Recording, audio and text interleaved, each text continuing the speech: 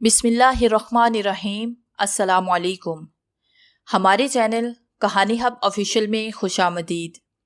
नाजरीन, मैं आज आपके लिए इंतहाई खौफनाक और दिलचस्प कहानी लेकर आई हूँ, लेकिन कहानी शुरू करने से पहले आपसे गुजारिश है कि अगर आपने हमारा चैनल सब्सक्राइब नहीं किया तो आप हमारे इस चैनल को सब्सक्राइब कर लीजिए और बेल आइकन को भी प्रेस कर लें ताकि हर नई आने वाली वीडियो बआसानी आप तक पहुँच सके। मजीद अली की घोड़ी अब थकने लगी थी। बाबा, अगर आपकी घोड़ी थक गई है तो थोड़ी देर कहीं रुक जाते हैं या आराम कर लेगी और हम भी जरा सुस्ता लेंगे।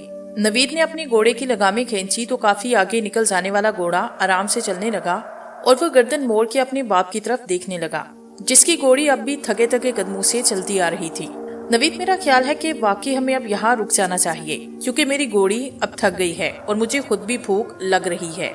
मजीद अली के कहते ही नवीद उचक के घोड़े से उतरा। मजीद ने भी घोड़ी से छलांग लगाई। दोनों घोड़ों को एक दरख्त के तने से बांध के वो दोनों एक करीबी सायादार दरख्त के नीचे बैठे।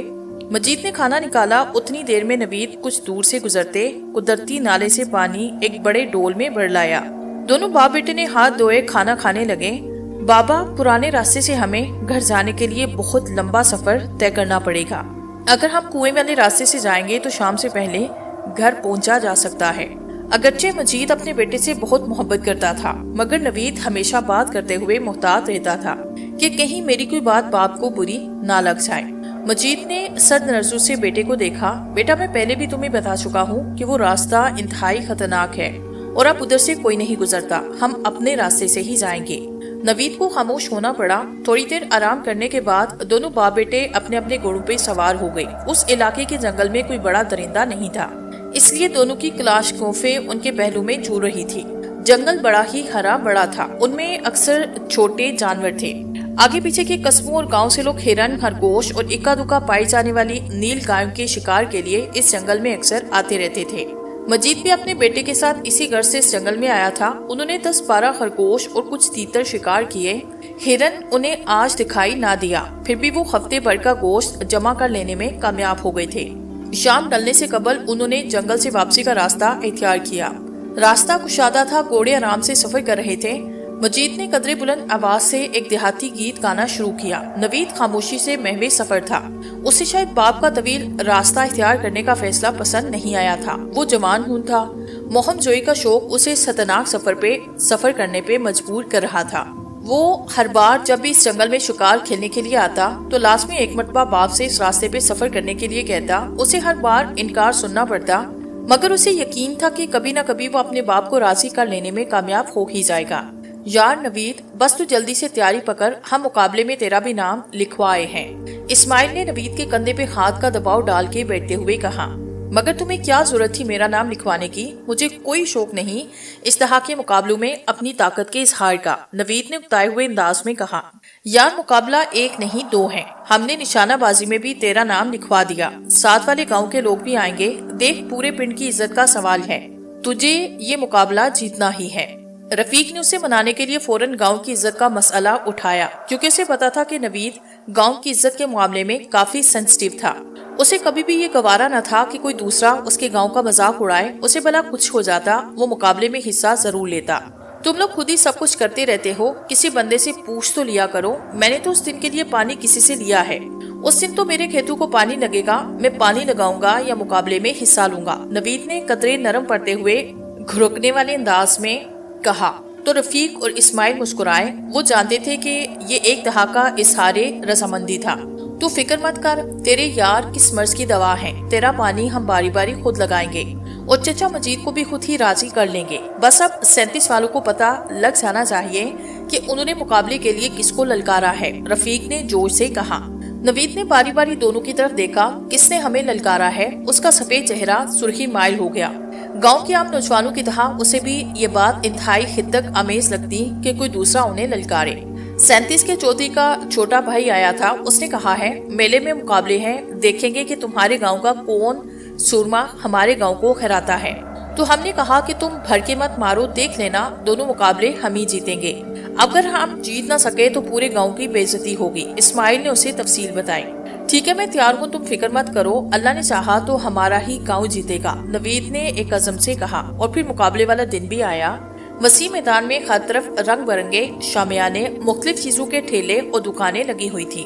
آگے پیچھے کے سارے گاؤں والے اس میدان میں جمع ہو گئے تھے۔ سب خوشی خوشی ثقافتی اور روایتی کھیل تماشوں کو دیکھنے میں مگن تھے۔ ایک طرف زور زور سے ڈول بج رہا تھا، لوگوں کی اکثریت وہاں جمع ہو رہی تھی۔ ایک طرف ایک بڑی بوری میں ریت بھر کے کھڑی کی ہوئی تھی، اس کے اوپر نشانہ بازی کے لیے نشان بنے ہوئے تھے۔ کچھ ہی دیر میں وہاں مقابلہ ہونے والا تھا۔ مقابلے میں کل 5 نوجوان شریک تھے۔ مقابلہ ناک آؤٹ تھا، جس کا ایک بھی نشانہ غلط ہوتا اسے مقابلے سے باہر نکال دیا جاتا۔ نوید کا نمبر تیسرا تھا۔ اس نے اپنی گن سیدھی کی، ایک لمحے کے لیے نشان کی طرف دیکھا۔ ریت بھری ہوئی بوری کے عین وسط میں ایک پتا بنا ہوا تھا، اسے ہٹ کرنا تھا۔ رفیق اور اسماعیل نے زوردار نعرے اور جوشیلی آوازیں نکال کے اس کی حوصلہ افزائی کی۔ نوید نے اپنے نشانے پہ بھروسہ کرتے ہوئے ٹریگر دبا دیا۔ اگلے ہی لمحے پتے کے وسط میں سوراخ ہو چکا تھا۔ اس سے پہلے دونوں نشانہ بازوں کی گولی نشان کو لگی ضرور تھی، مگر عین وسط میں نہیں۔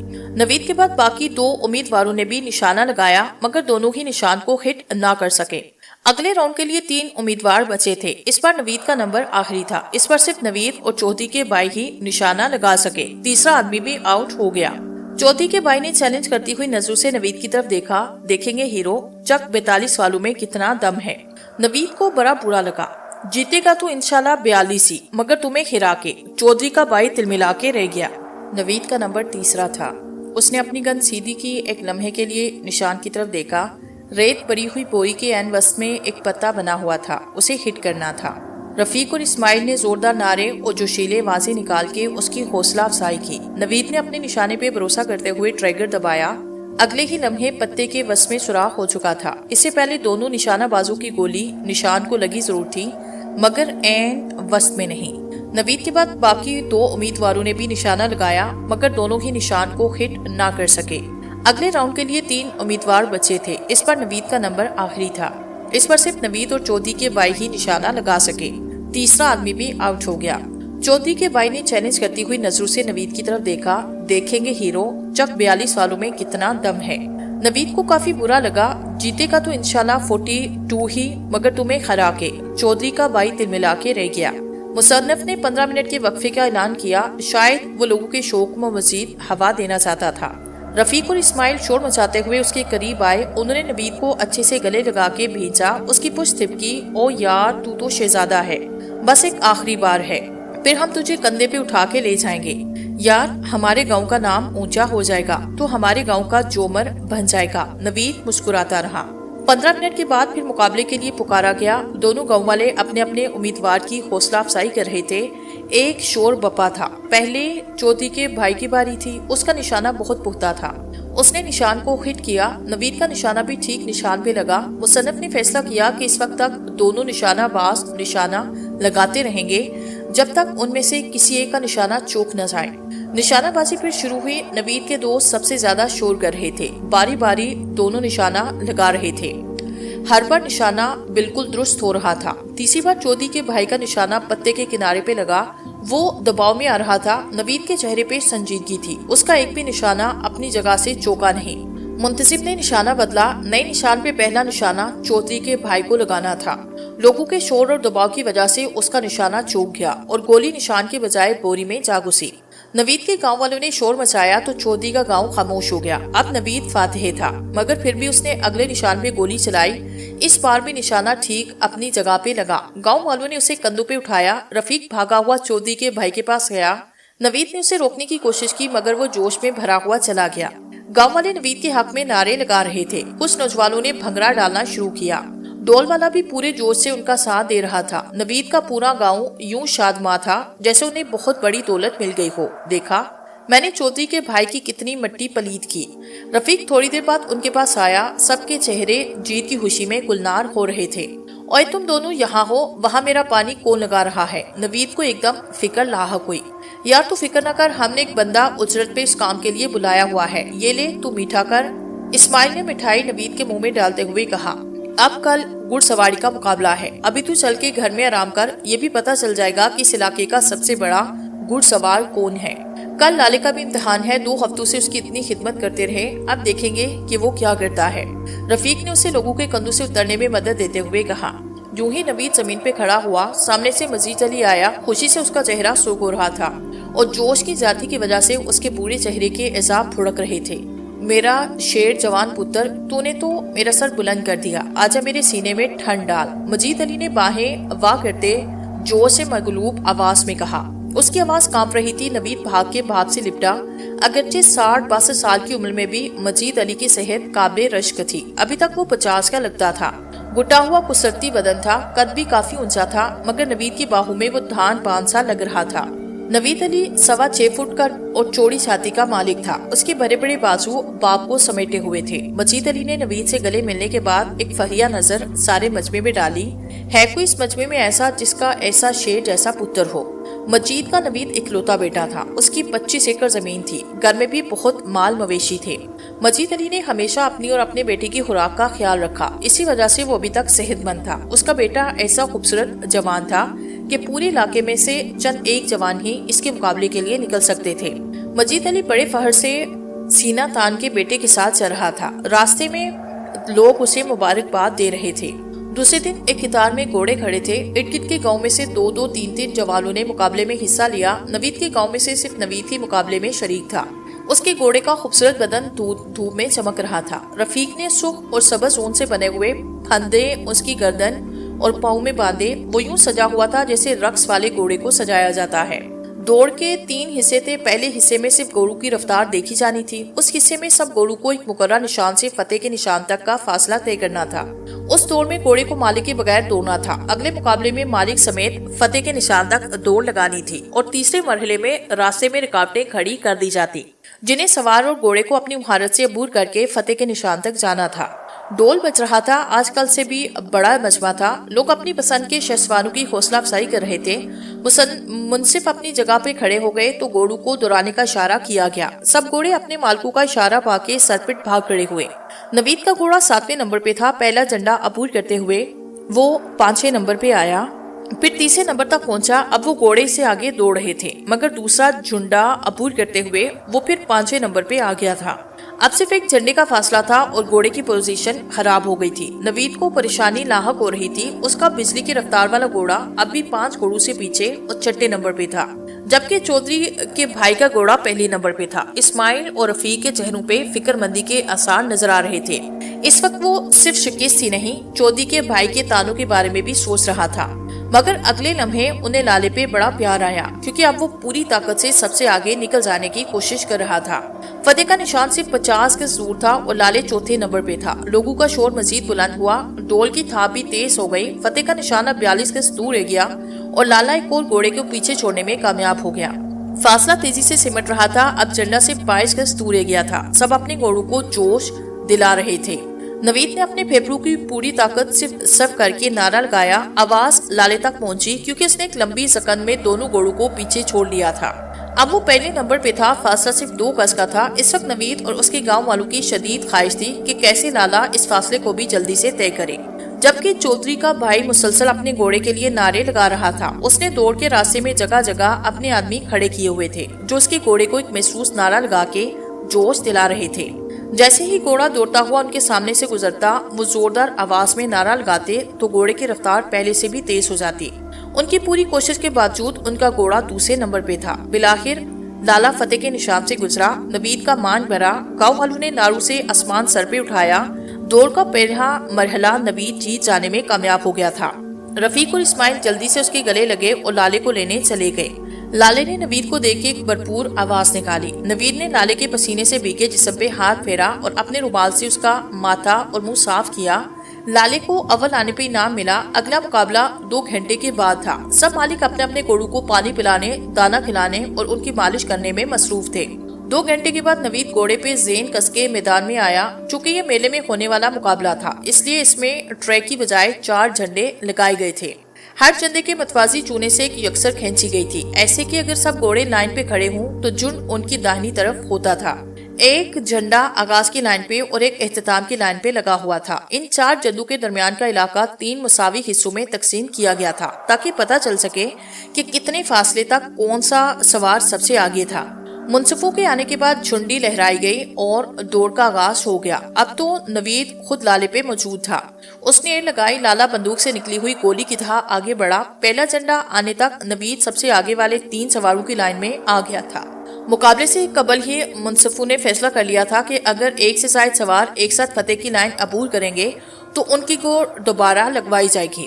دوسرے جھنڈے تک تو 3 گھوڑے برابر دوڑتے رہے، مگر آخری مرحلے میں لالا آگے ہو گیا۔ اگرچہ اس کے اور دوسرے گھوڑوں کے درمیان صرف 1 گز کا فاصلہ تھا، تاہم لالے کو پہلی پوزیشن حاصل ہو گئی تھی۔ ایک مرتبہ تو ایک سوار اس کے برابر بھی آیا، مگر لائن سب سے پہلے لالے نے ہی عبور کی۔ جہاں یہ لالے کی تیز رفتار تھی، وہیں نوید کی شہ سواری بھی تھی، کیونکہ اگر تیز رفتار گھوڑے کو بھی انارے شخص استعمال کرے تو وہ گھوڑے کی رفتار سے کوئی فائدہ نہیں اٹھا سکتا۔ دوسرا مقابلہ بھی نوید جیت گیا۔ تیسرا مقابلہ شام کو تھا تاکہ گھوڑوں کو آرام مل سکے۔ یہ مقابلہ بڑا سخت تھا۔ ایک تو گھوڑوں کو رکاوٹیں عبور کر کے مقابلہ جیتنا تھا، دوسرے باقی گاؤں والوں نے یہ مقابلہ جیتنے کے لیے اپنی پوری کوشش کرنی تھی، کیونکہ یہ بڑی شرمندگی کی بات تھی کہ تینوں مقابلے ایک ہی گاؤں کا گھوڑ سوار جیت جائے۔ ایسے پہ لڑائی چھڑ جانے کا اندیشہ تھا، کیونکہ دوسرے گاؤں والے اسے حد تک سمجھتے۔ پہلے بھی ایک مرتبہ اس طرح کی لڑائی ہو چکی تھی۔ اسی وجہ سے یہ میلہ جو پہلے ہر سال لگا کرتا، اب کی بار 5 سال کے بعد لگا تھا۔ اس میلے کے مقابلے نوید کے لیے اگرچہ نئے نہیں تھے، مگر وہ خود ان میں پہلی مرتبہ حصہ لے رہا تھا اور اللہ نے پہلی مرتبہ اسے شاندار فتح نصیب کی تھی۔ سارے مالک ایک بار پھر اپنے اپنے گھوڑوں کو آرام دینے اور ان کی دیکھ بھال کرنے میں مصروف تھے۔ تماشائی اب سارے تماشوں کی طرف متوجہ ہو رہے تھے۔ ایک طرف بندر اور ریچھ والے اپنے کرتب دکھا رہے تھے، ایک طرف مرغوں کی لڑائی ہو رہی تھی۔ صبح سے اکا دکا ٹکڑوں کی صورت بھرنے والے بادل ایک دم جمع ہونے لگے۔ کچھ ہی دیر کے بعد کالے سیاہ بادلوں نے سورج کو چھپایا۔ شام سے پہلے شام ہو گئی۔ آج ویسے بھی میلے کا آخری دن تھا۔ سب ٹھیلے والے اپنے سامان اور شامیانے سمیٹنے لگے۔ شمال کی طرف سے آندھی اٹھی اور آن کی آن میں طوفان باد و بارہ کی شکل اختیار کر لی۔ اب تیسرا مقابلہ ناممکن تھا، کیونکہ وسیع میدان میں ہر طرف پانی اور کیچڑ تھا۔ لوگ بارش میں بھیگتے گھروں کو لوٹ رہے تھے۔ اسماعیل و رفیق نے فیصلہ کیا کہ اور لڑکوں کے ساتھ مل کے ڈول کی تھاپ پہ بھنگڑا ڈالتے ہوئے وہ نوید کی فتح کا جشن مناتے ہوئے گاؤں کی طرف روانہ ہوں گے۔ مگر اب یہ ممکن نہ تھا۔ اگرچہ میلے کا اختتام اچھا نہ ہو سکا، پھر بھی وہ سب بہت زیادہ خوش تھے۔ پہلی مرتبہ ان کے گاؤں نے 2 انعام حاصل کیے تھے۔ اگلے پچھلے گاؤں میں ان کے گاؤں کا نام رشک سے لیا جا رہا تھا۔ ساتھ والے کئی گاؤں کے چودھروں نے نوید کو دعوت میں بلایا۔ گاؤں میں ایک نیا محاورہ تحلیق ہوا کہ بیٹا پالنا ہے تو مجید علی سے سیکھو۔ نوید پہلے بھی گاؤں میں پسندیدگی کی نظر سے دیکھا جاتا۔ پہلے بھی اس کی خوبصورتی اور شرافت کی بہت زیادہ مانگ تھی۔ بہت سے گھرانے اسے داماد بنانے کی خواہش مند تھے۔ اب تو بات ہی دوسری تھی۔ اسے اندازہ تھا کہ جن چودھری نے اسے اپنے ہاں کھانے پہ بلایا وہ سب بھی کسی نہ کسی حوالے سے ایسی ہی خواہش کا اظہار ضرور کریں گے۔ تو نے سنا کچھ؟ رفیق نے درخت کے نیچے بیٹھتے ہوئے نوید سے آتے ہی کہا۔ وہ اپنی کلانچکوف صاف کر رہا تھا۔ بیٹھ جا آرام سے اور پھر بتا کہ کیا خاص بات ہے۔ نوید بے تکلفی سے مسکراتے ہوئے بولا۔ رفیق اس کے پاس چارپائی پہ بیٹھا۔ یار وہ پرانا مندر ہے نا کچی کھوٹی کے پاس۔ رفیق سسپنس پھیلانے کے لیے ذرا دیر کے لیے رکا۔ نوید اپنی صفائی روک کے اس کی طرف متوجہ ہوا، کیونکہ کچی کھوٹی اور وہ پرانا مندر اب ایک متروک علاقہ تھا۔ لوگوں نے وہاں سے کافی ساری پر اسرار داستانیں منسوخ کی ہوئی تھی۔ یوں بھی مندر کی عمارت بڑی خستہ ہو چکی تھی۔ عرصے سے اس طرف کوئی آتا جاتا نہیں، کیونکہ اس علاقے کے ہندو کچھ سال قبل جب پاکستان بنا تھا تو وہاں سے چلے گئے تھے۔ ان کے بعد کوئی مندر کی دیکھ بھال کرنے والا نہ تھا۔ قدیم مندر دیکھ بھال نہ ہونے کی وجہ سے چند سال میں نیم کھنڈر بن چکا تھا۔ کچی کوٹھی جو کبھی علاقے کے ہندو کے لیے انتہائی متبرک تھی، اب کائی جمے پانی کے ساتھ ویران پڑی تھی۔ علاقے کے مسلمانوں کو 1-2 مرتبہ وہاں سے گزرتے ہوئے اتفاقی طور پہ حادثہ پیش آیا تو انہوں نے وہ راستہ ہی ترک کر دیا۔ یوں مندر جو پہلے ہی ویرانے میں تھا اور بھی خطرناک مشہور ہوا۔ اب عرصے سے کوئی اس طرف نہیں جاتا تھا۔ نوید خوشی سے وضاحت طلب نظروں سے اسے دیکھتا رہا۔ یالکر گجرو کے آدمی شام کے وقت وہاں قریب والے راستے سے گزر کے گاؤں کی طرف آ رہے تھے۔ انہوں نے مندر میں کئی لوگوں کو پھرتے دیکھا اور ایک کمرے میں روشنی بھی ہو رہی تھی جیسے کہ آگ جا رہی ہو۔ وہ دونوں اس قدر خوفزدہ ہوئے کہ سر پہ پاؤں رکھ کے بھاگ کھڑے ہوئے۔ رفیق نے بڑے سنسنی خیز لہجے میں بات بتائی تو نوید نے بویں سکوڑ کے پوچھا۔ رفیق چند لمحے خاموشی سے اسے دیکھتا رہا۔ میں چاہتا ہوں کہ ہم جا کے دیکھیں کہ آخر کون اب اس ویران کھنڈر میں موجود ہے۔ میرا خیال ہے کہ وہاں کوئی بدرو وغیرہ یا چڑیل نہیں، ضرور ڈاکو کے کسی گروہ نے وہاں اپنا ٹھکانہ بنایا ہے۔ پھر تو مجھ سے کیا چاہتا ہے؟ یار تو سمجھتا کیوں نہیں، میں تجھے اور اسماعیل کو ساتھ لے جانا چاہتا ہوں۔ ایسے کر ہم ڈاکو پکڑ لینے میں کامیاب ہوئے تو نہ صرف ہماری واہ واہ ہوگی، بلکہ ہو سکتا ہے کہ ہمیں کوئی خفیہ خزانہ وغیرہ بھی مل جائے۔ نوید نے اپنا کام ختم کر کے کلانچکوف کو چارپائی پہ رکھا۔ مجھے تو کسی خفیہ خزانے کی ضرورت یا لالچ نہیں، میرے پاس اللہ کا دیا ہوا سب کچھ ہے۔ یہاں تک بات ہے تمہارا ساتھ دینے کی تو وہ میں صرف دوستی کے ناطے دینے کے لیے تیار ہوں، مگر ابھی نہیں۔ 2 دن بعد آج مجھے ساتھ والے گاؤں کے چودھری کے گھر دعوت پہ جانا ہے۔ وہاں سے میں کل یا پرسوں شاید واپس آ سکوں، کیونکہ چودھری کے بیٹے کی منگنی ہے۔ رفیق نے فوراً اس کے کندھے پہ ہاتھ رکھا۔ ٹھیک ہے، میں 2 دن تک تمہارا انتظار کر سکتا ہوں۔ رفیق کو معلوم تھا کہ مقابلے جیتنے پہ ارد گرد کے کئی گاؤں کے چودھریوں نے نوید کو اپنے ہاں دعوت پہ بلایا تھا۔ اگرچہ مہینہ بھر ہو گیا تھا، مگر ابھی تک یہ دعوتیں ختم نہ ہوئی تھی۔ حسب توقع نوید کو تقریباً ہر جگہ سے ڈھکے چھپے انداز میں رشتے کی پیشکش کی گئی تھی۔ سبھی رشتے اچھے تھے، مگر انہوں نے ابھی تک کسی بھی رشتے پہ سنجیدگی سے غور نہ کیا تھا۔ خود نوید کا کسی طرف جھکاؤ نہیں تھا۔ مجید علی بیٹے کی خوش قسمتی اور فرمانبرداری سے بہت زیادہ خوش تھا۔ چودھری رب نواز آگے پیچھے کے سب چودھریوں سے زیادہ طاقتور اور امیر تھا۔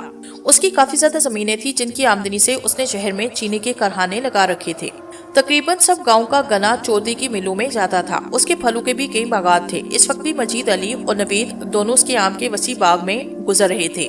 چودھری کی شاندار حویلی سے کافی پہلے اس کے نوکروں نے نوید اور مجید علی کا استقبال کیا اور ان کے گھوڑے لے لیے۔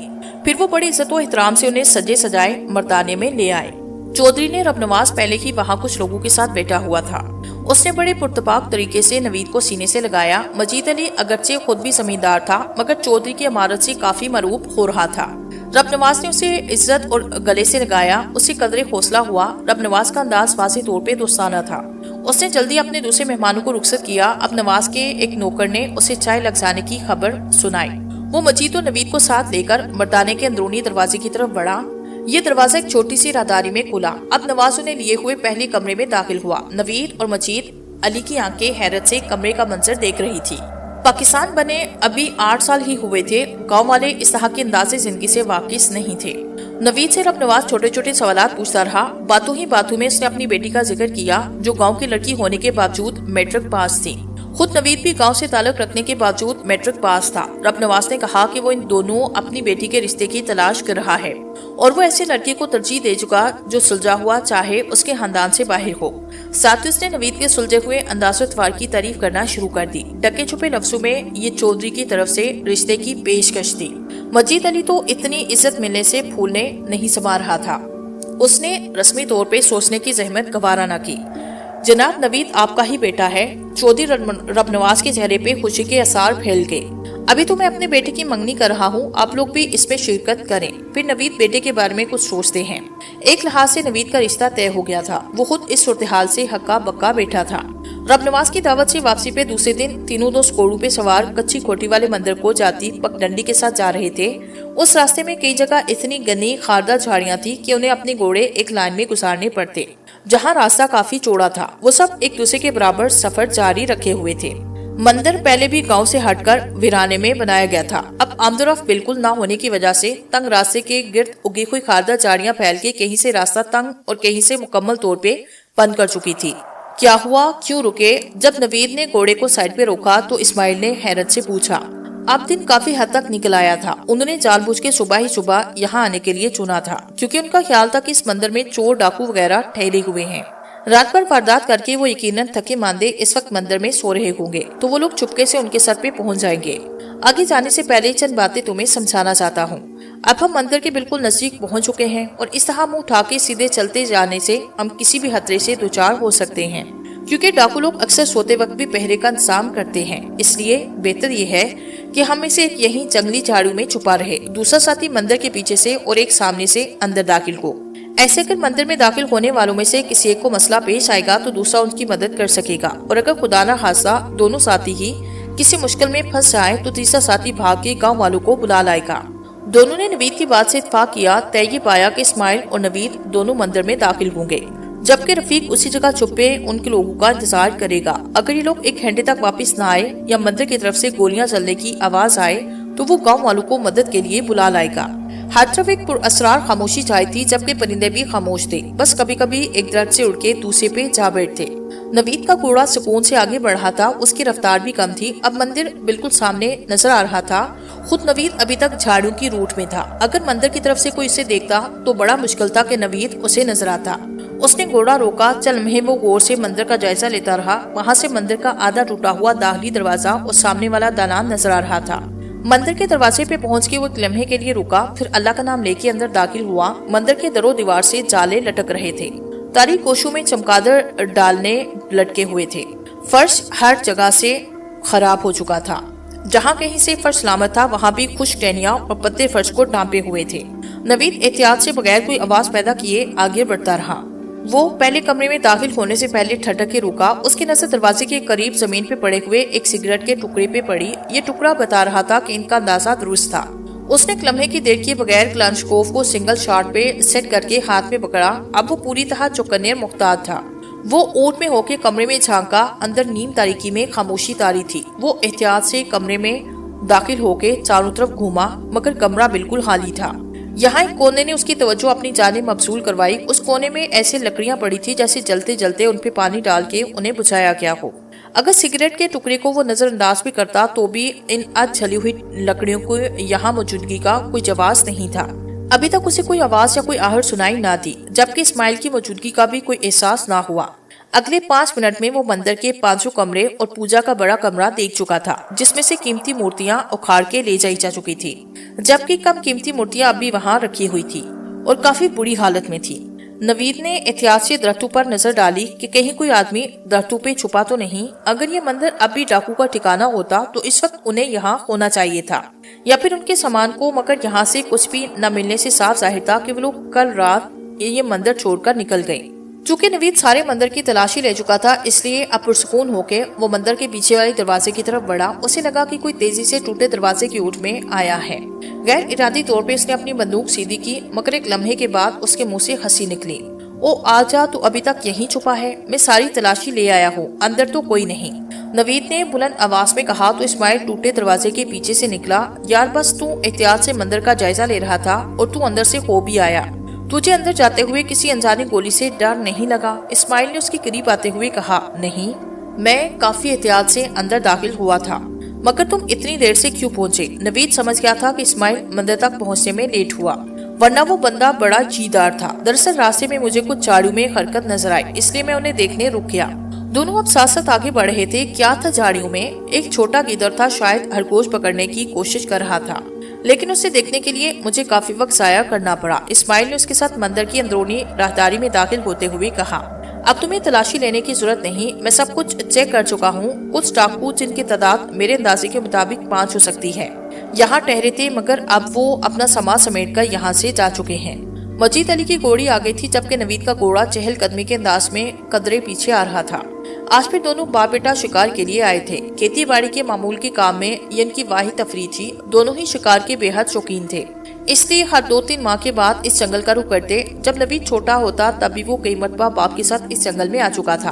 तब यहाँ आने जाने के लिए दूसरा रास्ता इस्तेमाल होता था। फिर तकरीबन 2-3 साल पहले उस रास्ते पे एक बड़े सांप ने कब्जा किया।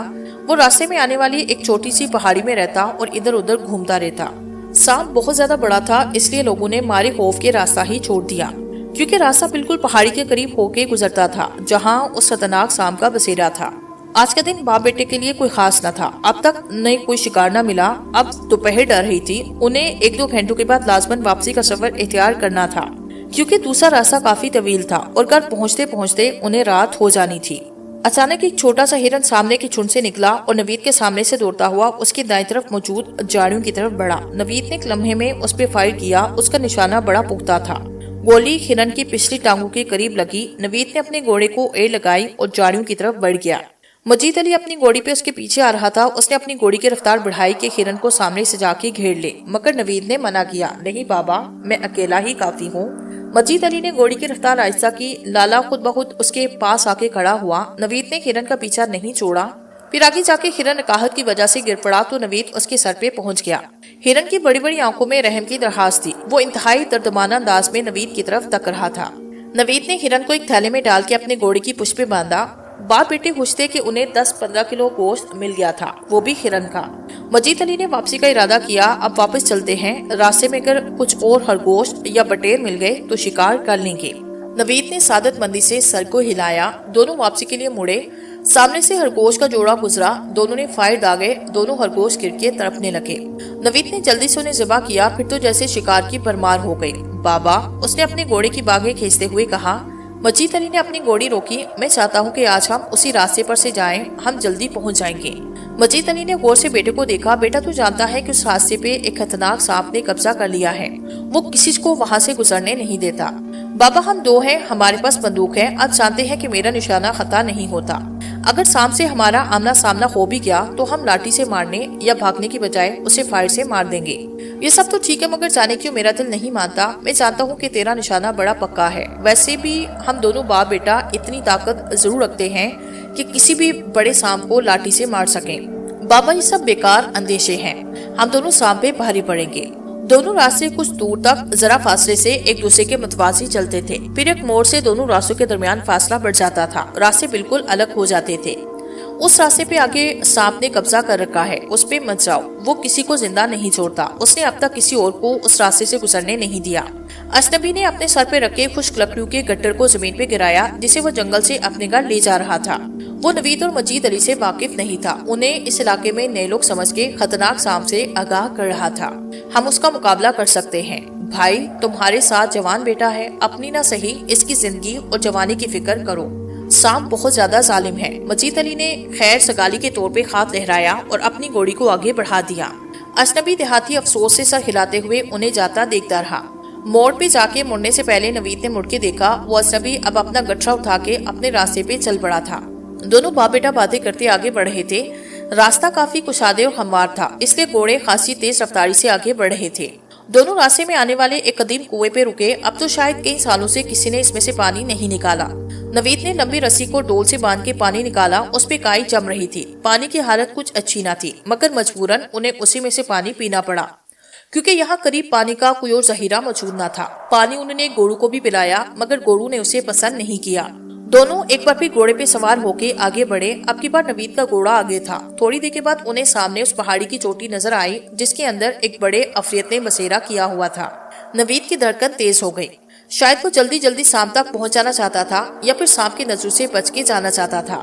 گھوڑے رکنے لگے، ان کے انداز میں خوف تھا۔ لالے نے اپنے اگلے پاؤں سے زمین کھرچی۔ نوید جانتا تھا کہ اس کا کیا مطلب ہے، مگر اس نے گھوڑے کو تھپکی دی، لالا آگے چل، یہاں رکنا نہیں۔ لالا آگے بڑھنا نہیں چاہتا تھا۔ یہاں اتنا پر اسرار ماحول تھا کہ وہ دونوں خود بھی بالکل خاموش تھے، ہر طرف موت کی خاموشی تھی۔ مجید علی کا دل ٹوٹنے لگا، اسے خود پہ افسوس ہو رہا تھا، اب اسے دیہاتی کی بات بالکل ٹھیک رہ رہی تھی۔ اس نے آج سے پہلے وہ خطرناک سانپ نہیں دیکھا تھا جس نے یہ راستہ روک رکھا تھا۔ انہیں پہلے ہی اطلاع مل گئی تھی کہ اس راستے سے کہیں سے ایک بڑا سانپ آ کے قبضہ کر لیا ہے، اس لیے لوگ اس راستے سے نہیں گزرتے۔ راستہ پہاڑی کے بالکل نزدیک تھا۔ گھوڑوں کی رفتار میں واضح کمی اور انداز میں خط درجے خوف آ گیا تھا۔ بالآخر گھوڑے بتک کے رکے، مگر دونوں نے ان پہ قابو پا لیا اور انہیں پلٹ کے بھاگنے نہیں دیا۔ مجید علی کا دل لرز رہا تھا۔ سامنے پہاڑی کے دامن میں ایک دیو ہیکل سانپ بیٹھا تھا، اس کا در کافی بڑا تھا۔ مجید علی کو خوف اپنی ریڑھ کی ہڈی میں اترتا محسوس ہوا۔ نوید کی حالت اس قدر خراب تھی، اس نے خشک لبوں پہ زبان پھیری۔ اسے احساس ہو رہا تھا کہ دیہاتی نے کیوں اتنی مشقت اٹھا کے انہیں راستے سے روکنے کی کوشش کی۔ اب مزار کا کوئی راستہ نہیں تھا۔ سانپ کا انداز بتا رہا تھا کہ وہ ان پہ کسی بھی لمحے حملہ کر دے گا۔ نوید نے اللہ کا نام لے کے اس پہ فائر کیا، اس کی حیرت کی انتہا نہ رہی، نشانہ چوک گیا۔ نوید کے بدن پہ پھریری سی دوڑ گئی، سانپ کا سر کچھ اور اونچا ہو گیا، مگر اس نے ابھی تک اپنی جگہ سے حرکت نہیں کی۔ اچانک سانپ نے منہ کھولا تو نوید نے گھبراہٹ میں ایک کے بعد دیگر چاروں فائر چھونک دیے، کوئی بھی گولی نشانے پہ نہ لگ سکی۔ سانپ کی خوفناک اور دل دہلانے والی پھنکار سنائی دی اور وہ اٹھ کے ان کے پیچھے دوڑا۔ خوفزدہ گھوڑے اپنی سگ سے بھی تیز دوڑنے لگے، مگر سانپ کی رفتار بہت زیادہ تیز تھی۔ نوید نے گھوڑے پہ بیٹھے بیٹھے سر موڑ کے دیکھا، سانپ چند گز پیچھے تھا۔ نوید نے گھوڑے کو محسوس تھپکی دی۔ لالے نے دونوں پچھلے پاؤں سے خوب مٹی اڑائی، مٹی سانپ کی آنکھوں میں پڑی تو وہ رک گیا۔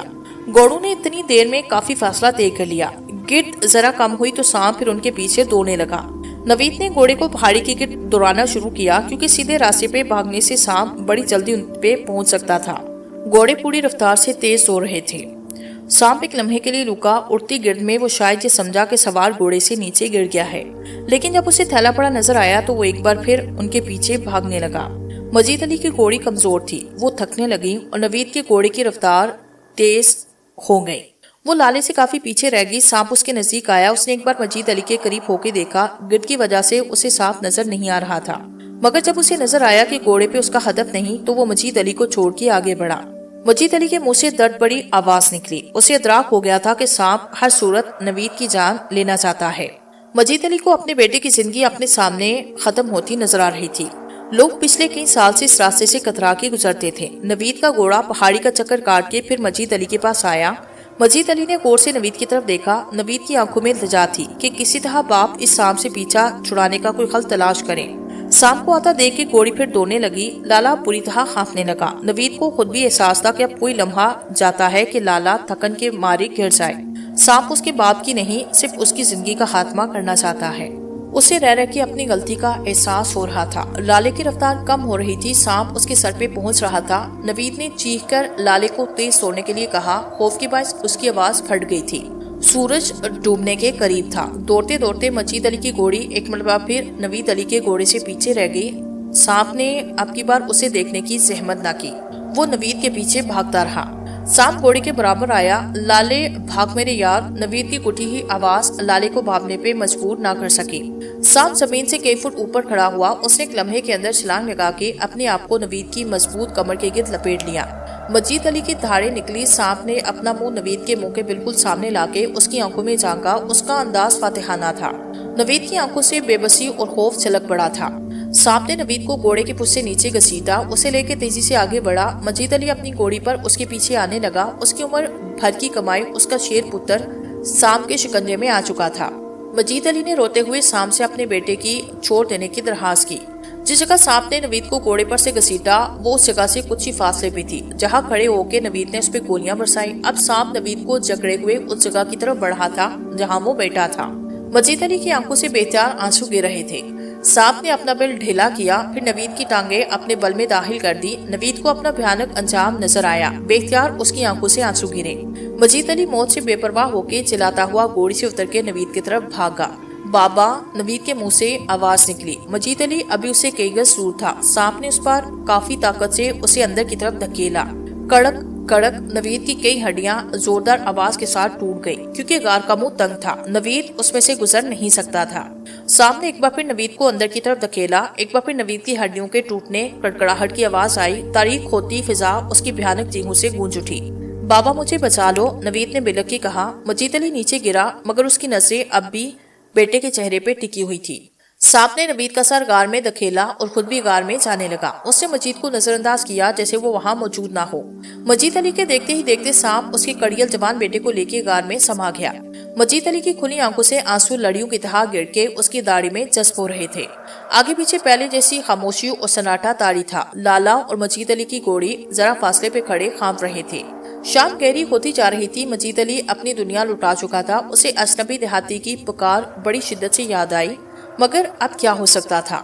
بڑی دیر کے بعد وہ خود کو سنبھالنے کے قابل ہوا، زمین سے اٹھ کھڑا ہوا، مگر اب وہ سیدھا کھڑا نہیں ہو سکتا تھا کیونکہ اس کی کمر جھک گئی تھی۔ بمشکل خود کو گھسیٹ کے وہ اپنی گھوڑی تک پہنچا اور بڑی وقت سے اس پہ سوار ہوا۔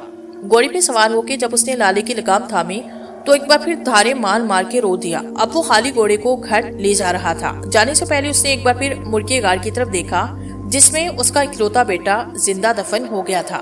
گہرے ہوتے اندھیرے میں غار کا دہانا بمشکل نظر آ رہا تھا۔ مجید علی پرستی آنکھوں کے ساتھ اپنے گاؤں کی طرف بڑھنے لگا۔ اسے اپنے جوان بیٹے کی موت کا اعتبار نہیں آ رہا تھا۔ کیا وہ واقعی سانپ تھا یا کوئی عفریت کہ بہترین نشانے باز کا کوئی فائر نشانے پہ نہ لگا؟ مجید علی نے دھندلائی نظروں سے ایک بار پھر پلٹ کے اندھیرے میں غائب ہوتی پہاڑ کی طرف دیکھا اور آگے بڑھنے لگا۔